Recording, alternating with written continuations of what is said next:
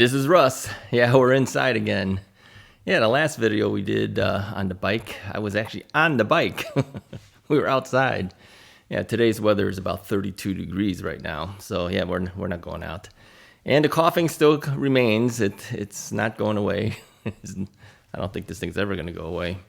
But I'm trying my best not to use the water today. So anyway, yeah, last time we were actually on the bike, and I had a lot of people comment on that. And yeah, I missed getting out there. I was glad I was able to do it at least one more time. But as you might know, on that video, the digital audio recorder had a problem, and so I didn't get the audio recorded the way I normally do, which is with a lavalier microphone on the digital audio recorder and then synchronized to the video. So we were forced to use the GoPro audio, and many people noted how different the sound was. Yeah, if you don't use better gear for your audio is going to suffer. So the audio from the GoPro, although it records, it picks everything up. So people noted how noisy the video was, and yeah, that's going to happen. And this is why many of us try to use external microphones or something to try to improve our audio. It's been said that if your audio is bad, no matter how good your video is, people don't really want to watch it. So I was debating whether I should release that video or not, but I couldn't go back and ride more. That was the most I was able to ride considering my coughing condition and everything. And of course, I couldn't redo the video because we did it the day before I released it. So yeah, so I decided I'm just going to release it and let people hear how it actually sounds like if you don't do extra steps to improve your production value. And some people said that, you know, the motor is really loud on that bike. I think, what was I riding? Yeah, I was riding the Magicycle Deer 20. It's not that the motor was really loud. I think what you're hearing more of is actually the tires on the road.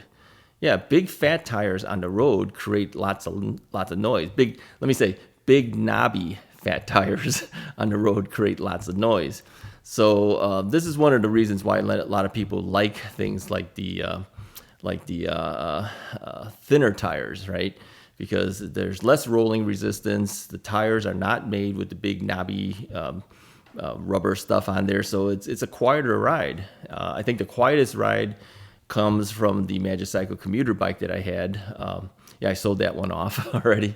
But that was a belt-driven bike, so you don't hear even the derailleur noise because there is no derailleur. It's a single-speed belt drive. And thin tires, of course, so really it was the most stealthiest bike I've ever had, right?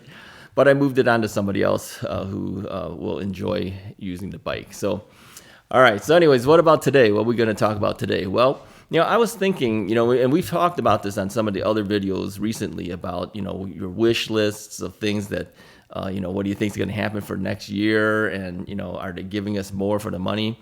And it got me thinking a little bit about, you know, what do we think really will happen for next year's releases? Because we're already seeing, like I mentioned, the Enway E26 that was given to me. It's a relatively inexpensive bike. What was that thing, around $1,200, something like that, $1,199, something like that, right?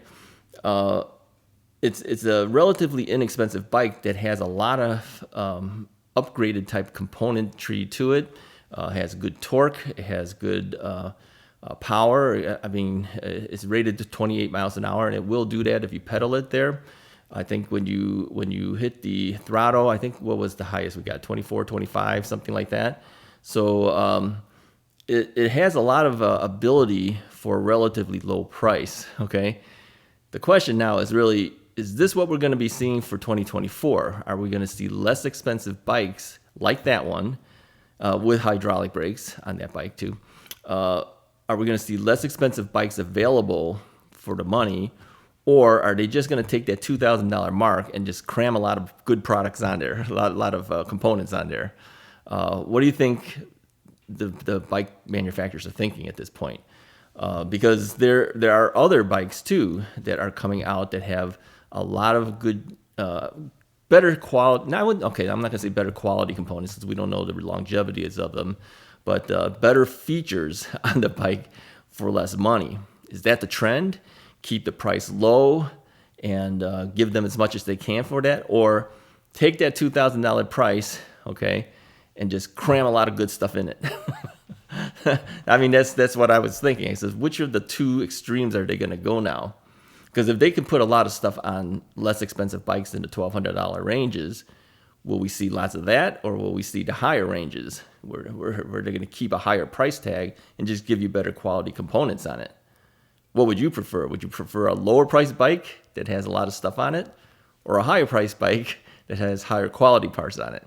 Now, if you're a second time buyer, you might go for the latter. You may say, I want a better quality componentry in that $2,000 price. If you're a first timer, you may say, give me a lot of stuff in that lower price bike, right? Where's the masses going to go? Because really not everyone in the world has bought an e-bike, right? So to get more people into the e-biking world, maybe the approach they may be going with is, let's keep the price down, get more buyers, give them more quality of parts, quality in the sense of putting in some hydraulic brakes and things like that. I could feel the coughing getting ready. I think they may be going that route. What do you think? Put a comment below. Let me know what you think. I mean, in reality, not what you would want. Where do you think the industry is really going to be heading towards? Now, we all know, too, that there's a lot of new bike companies coming out all the time. I mean, the fact that I've been, contacted so many times asking for me to do reviews on bikes that I've just simply turned away or just not even answered, makes me wonder whether this lower price tier is really the reality of what's going to happen for 2024. I just got another one today, in fact. Here's the thing with the one today. They were mentioning they are a company that does parts and manufacturing for other companies, but now they're launching their own brand, okay? They didn't have a website for me to look at. They didn't show me what the bike looks at, and they asked me if I would be willing to review the bike. Now, my problem with this is I don't know what it is you're trying to give me to review, okay? At least show me a photo of it. At least tell me a little bit about it, other than the fact that you made you made bikes for other brands, and now you're making your own. Show me what it is that you want me to review. I mean, how do I make a decision to take on your bike simply because you tell me this? And then also the price point was higher. So I think what they were trying to do is show me that they're going to give me an expensive bike if I'm willing to do the review. No, I'm not going to. I've turned other companies down before, right? You got to show me what it is you want me to review. Show me what the bike looks like. Tell me what's on the bike. Tell me some of the features of it. Tell me some of the components on it. And then tell me the price. So I think what they're trying to do is get me to agree to do a review of a bike simply because of its price tag, and you're getting one for free for an exchange of doing the review. That's not how it works here, okay? You got to show me what it is that you're going to come out with and tell me something about the bike, or at least show me a website. But none of that stuff was there. So this just tells me that there's so many companies out trying to become the next big e-bike company. And I don't think it's the best strategy, okay? I think it's a better strategy to kind of, tout what your bike can do and why it stands out in the marketplace. I think that's really what you need to do to survive this whole e-biking thing. Now, another thing too, as we know, a lot of people were nervous about battery fires, okay? And companies have been claiming that they are now UL certified or whatever. Some of them aren't, even though they claim it, okay? So how do we know for a fact that this is really what they have? I think really they should show the certificate.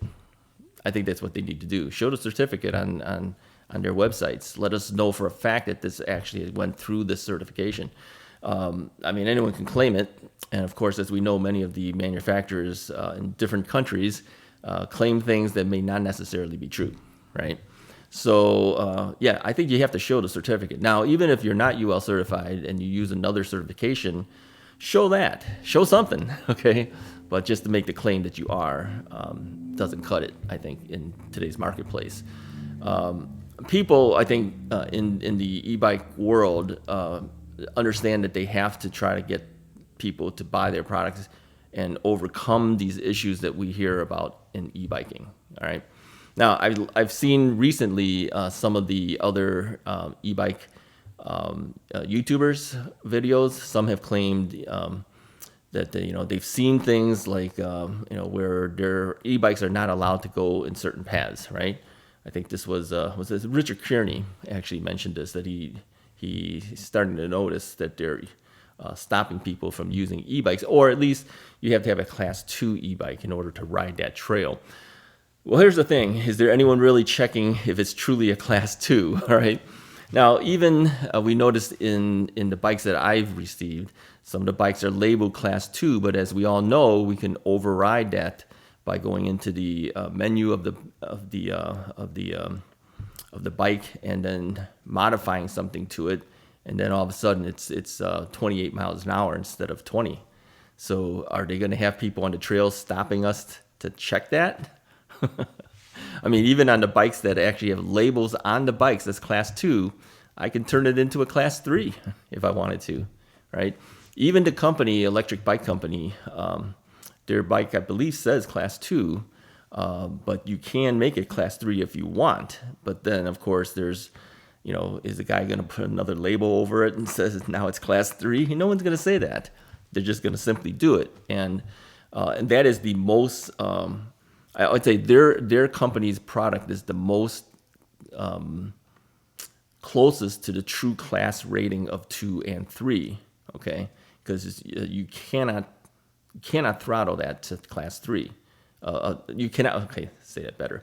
You cannot throttle that to 28 miles per hour, but you can pedal it to 28 miles per hour. And that is the definition of Class 3, that you can do 28, but you've got to pedal it to get there. Now, being a person that has physical issues, as you know, I have a weakened left leg, and also my knee went through a knee replacement on the left knee, and it's not the greatest. Okay, so I often will throttle. Okay, I will throttle for that reason. Plus, you don't want to hear me suffering as I'm pedaling on the videos. Okay, so I only pedal usually when I'm not on camera, but on camera, I'm usually never pedaling. Okay, occasionally you'll see me pedal a few strokes. Okay, but what about for guys like me who have to use a throttle sometimes? All right, and I know a number of you guys have maybe some physical handicaps that will not allow you to pedal that much. So if they tell you that, here we go, if they tell you that you cannot use your throttle where you're going, that pedaling is only allowed on this trail, they're kind of discriminating against people who have handicaps. And some of us buy e-bikes because the handicap only allows us to ride e-bikes. So is that now a discrimination against people who have this problem? Now, they may say if you're going to throttle, you have to carry something from your doctor to prove that you got a handicap. That's fine. I'm okay with that. I'll go get it if I need to do it, but don't eliminate trails and stuff like that from me because I can't use because you don't want me to use the throttle. Okay. Now you could say something like, okay, this trail only goes at 15 miles per hour. If you throttle it, don't exceed 15. Okay, I could go for that, but don't tell me I can't use my throttle, because that means this type of person who has specific handicaps can't even go on that trail. That's discrimination, in my opinion. Let me know what you think about that. All right, put a comment below, especially if you actually have a physical handicap that requires you to throttle more so than pedal, which would be me. All right. I mean, if that means that I have to bring my handicap placard that I use for my car, bring it with me when I'm using my bike, that's fine. I can do that. Here's what you need to do, though, if that happens. Give me a separate placard for my bike, because I'm probably parking my car in the handicap spot in the parking lot. Okay? If they're willing to do that, I'm fine with that. Okay? But don't eliminate it, because there are some people who use their bikes to get around, to enjoy those things. You're discriminating against people like us. All right. Anyways, that's And people say, why do you always laugh at stuff like that? Well, everything seems a little funny to me. It just makes no sense. That's why it's funny to me. But yeah, I don't like it, okay? I'm not saying I'm laughing at it because it's just the way I am, okay? Anyways, if you like this video, hit the subscribe button, hit the like button, hit all those things. I'll talk to you guys next time. Thursday's video. It's the next e-bike video. Talk to you then.